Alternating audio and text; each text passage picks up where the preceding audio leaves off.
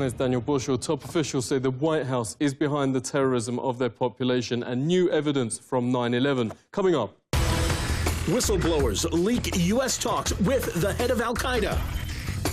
World Trade 7 is shown on Times Square.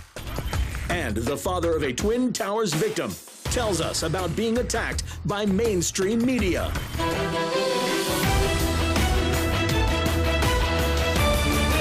Decades of terror against their own population blamed on extremists has actually been funded and planned by the White House. Top-level officials in the government and the CIA confirmed.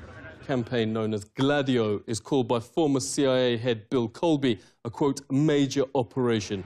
In sworn testimony, one of the conspirators confessed, "You have to attack civilians, the people, women, children, far removed from any political game, so authorities can bring in a state of emergency." Dr. Daniel Ganser, author of NATO's Secret Armies, thanks very much indeed for coming on. So mainstream media don't report this, but it is now on the record and officially documented that decades of terror attacks against their own population are in fact organised by the CIA and the White House. Operation Northwoods with evidence of Operation Gladio. We have the data now available.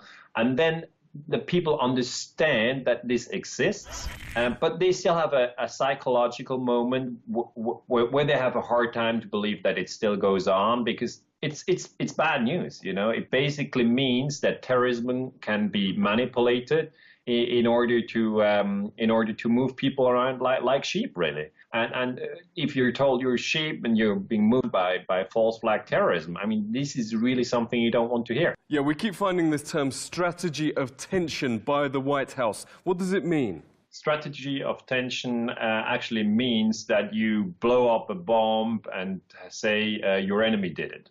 What we do have is evidence that this strategy of tension goes on. It's not over.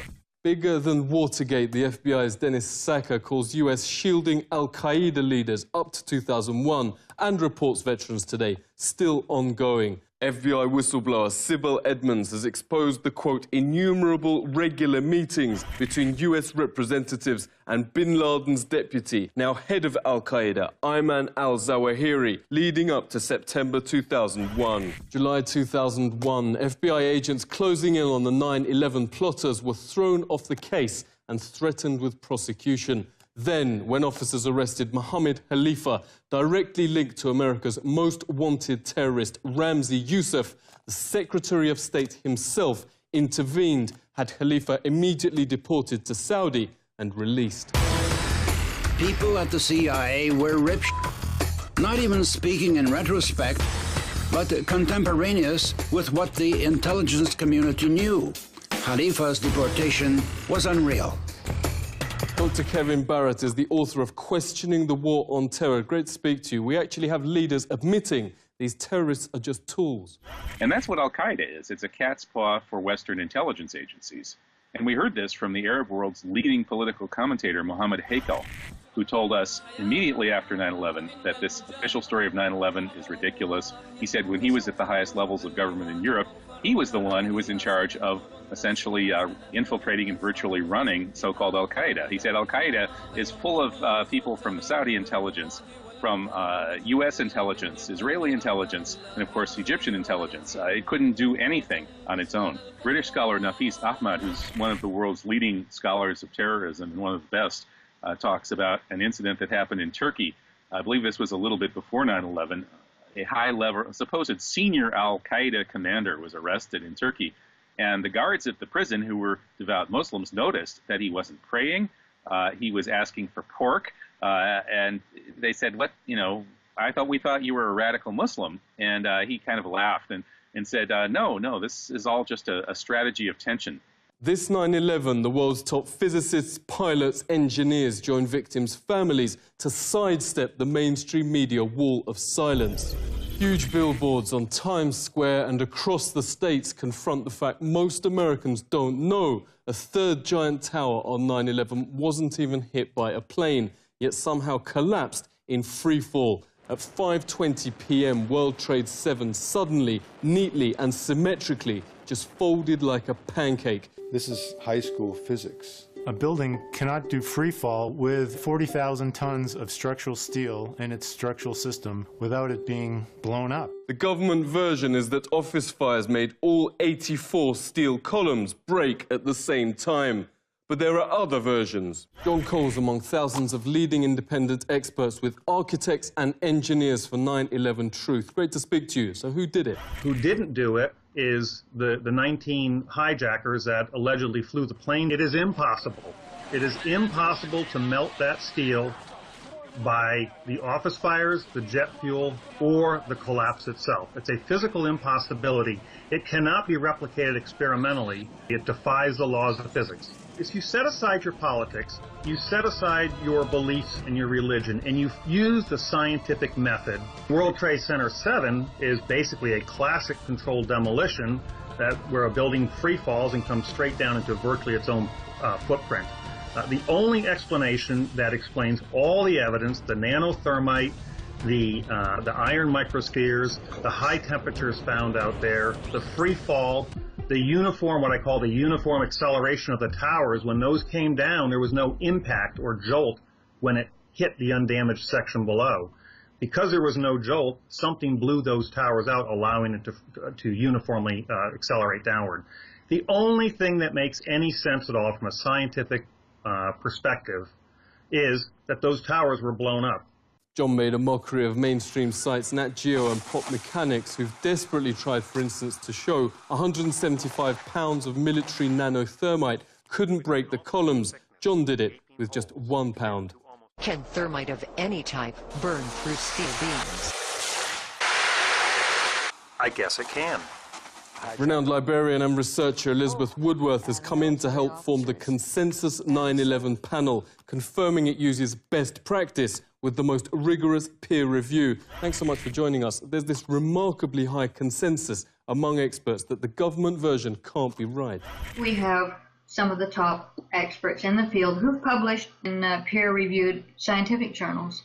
And yet, these scientific journals exist, like the Herrott study, but they're never covered in the media.